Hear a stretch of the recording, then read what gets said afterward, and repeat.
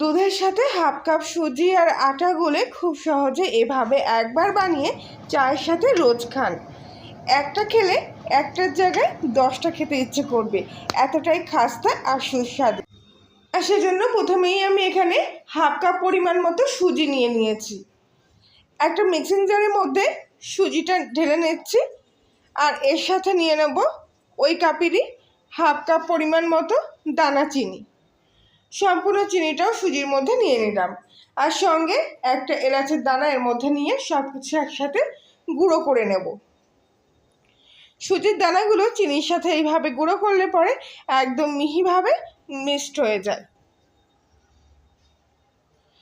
সবগুলো উপকরণ আমি একসাথে এখানে গুঁড়ো করে নিয়েছি, আর দেখুন একদম কিন্তু সুজির দানাগুলো এরকম চিনির সাথে মিহিভাবে গুঁড়ো হয়ে গেছে, সঙ্গে এলাচের দানাটাও এর সাথে মিশে গেছে।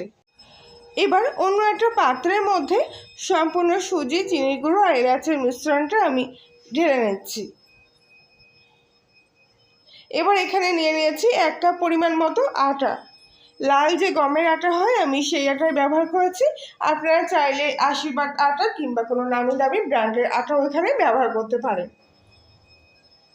এবারে আটাটা এই চালনির মধ্যে দিয়ে ভালোভাবে চেলে নেব।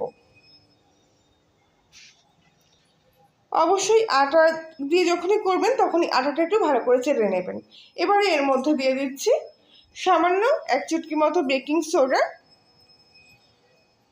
আর দিয়ে দেবো 1/4 টেবিল স্পুন মতো বেকিং পাউডার, মানে সাধারণ নর্মাল চামচের 4 ভাগের 1 ভাগ মতো বেকিং পাউডার এর মধ্যে দিলাম। এবার এখানে 1 চুটকি মতো লবণ দিয়ে দিচ্ছি স্বাদটা বজায় রাখার জন্য। এবার এই শুকনো উপকরণগুলো ভালো করে একসঙ্গে এখানে মিশিয়ে নেব।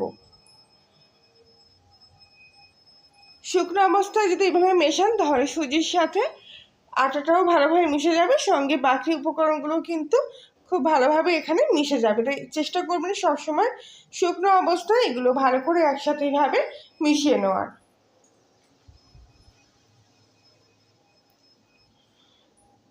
এবারে এই মিশ্রণটা এইভাবে এরকম তৈরি হয়ে গেছে, নিজেরা দেখলেই বুঝতে পারবেন। এবার এখানে আমি কিছুটা ঘি নিয়ে নিয়েছি, ঘিটা এরকম হাতায় করে নিয়েছি, আর ঘিটার পরিমাপ হলো যে কাপ মেপে আমি আটা নিয়েছিলাম সেই কাপের 3 ভাগের 1 ভাগ পরিমাণ মতো ঘি নিয়েছি। তবে এই কাপে নিলে আপনাদের বুঝতে অসুবিধা হতো, সেই জন্য আমি ঘিটা এরকম হাতায় করে নিয়ে নিয়েছি, আর এই হাতায় করে নিলে ঘিটা নিতেও সুবিধা হয়। এবারে সম্পূর্ণ ঘিটা এর মধ্যে দিয়ে নিলাম, আর ঘিয়ের সাথে আটা আর সুজিটাও খুব ভালোভাবে এবার শুকনো অবস্থায় মিশিয়ে নেব।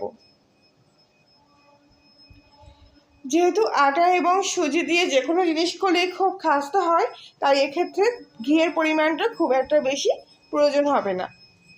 তবে আপনারা এখানে ঘিয়ের পরিবর্তে তেল দিয়েও কিন্তু করতে পারেন, সাদা যে রিফাইন তেল ওইটা ব্যবহার করবেন।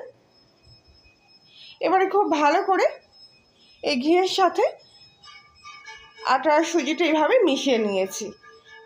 কিছুক্ষণের মধ্যে যখন দেখবেন এরকম দলা দলার মধ্যে একটা ভাব চলে এসেছে, তখন এবার অল্প অল্প দুধ দিয়ে এই ডোটাকে মেখে নেব। তবে এই দুধটা কিন্তু একদম অল্প অল্প করে দিচ্ছি প্রথম থেকে। যদি সামান্য একটু বেশি হয়ে যায় না, তাহলে এই মাখাটা কিন্তু চিট হয়ে যাবে, আর চিট হয়ে গেলে বিস্কুটগুলো কিন্তু একদমই খাস্তা হবে না। তখন দেখবেন বিস্কুটগুলোর মধ্যে একটা শক্ত ভাব চলে আসবে। তাই একদম সামান্য সামান্য করে দুধ দিচ্ছি, আর যদি আপনারা দুধ না দেন তাহলে জল দিয়েও কিন্তু এটা মাখতে পারেন।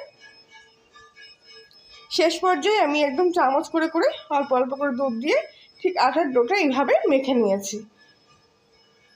এই ডোটাকে রেস্টে রাখার কোনো প্রয়োজন নেই। ডোটা মাখা হয়ে গেলে এর থেকে এরকম চামচ করে করে কেটে নিয়ে ছোটো ছোটো মতো লেচি করে নেব। এই দেখুন আমি এই ডোটাকে কাটলাম, দেখতেই পাচ্ছেন কতটা খাস্তা মাখা অবস্থায়, এর মধ্যে কোনো কিন্তু চিট ভাব নেই। সাধারণত আটা যেভাবে মাখে সেভাবে মাখলে কিন্তু একটা চিট ভাব থাকতো, কিন্তু দেখুন এটা কত সুন্দর খাস্তা হয়েছে। আর দেখতেই পাচ্ছেন ভিতরটা কিন্তু এরকম সুন্দর একটা দানাদার মতো টেক্সচার চলে এসছে। ঠিক এরকম করেই কিন্তু আটাটা সুজির সাথে মেখে নিতে হবে, তবেই দেখবেন বিস্কুটগুলো একদম পারফেক্ট হচ্ছে। তো যাই হোক, এবার এর থেকে আমি এরকম চামচ মেপে মেপে অল্প অল্প করে একটু একটু কেটে নিয়ে এরকম করে করে ছোটো ছোটো কয়েকটা লেচি তৈরি করে নেব।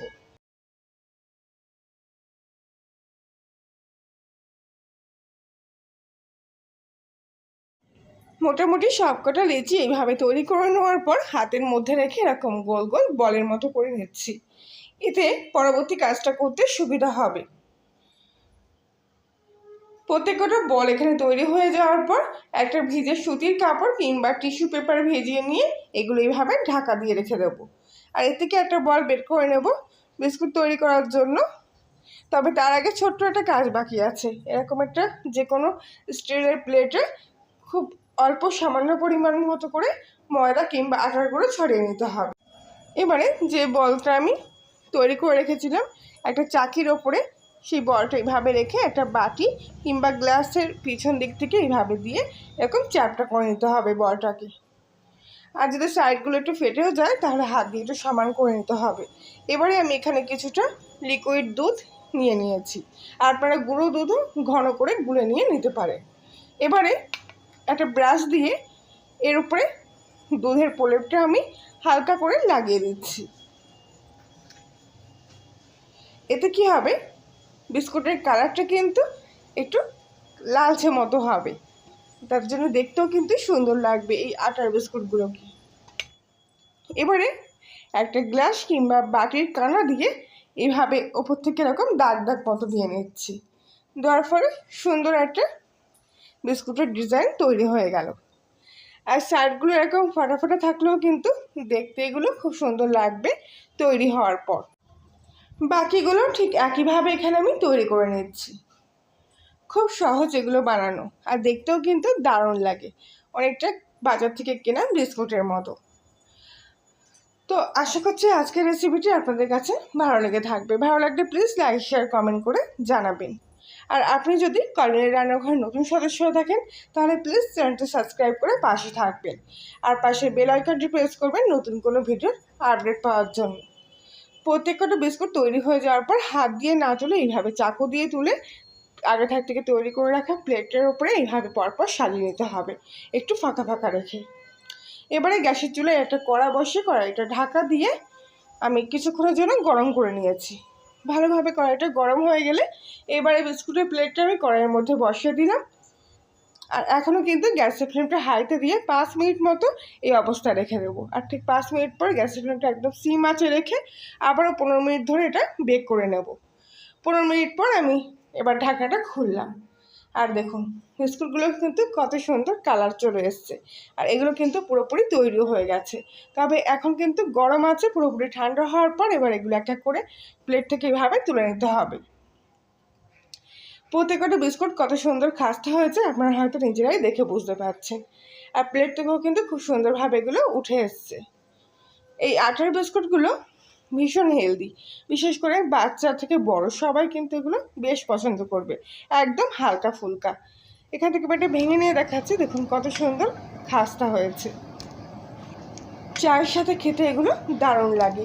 তাহলে বন্ধুরা আজকের মতো এই পর্যন্তই, সবাই ভালো থাকবেন।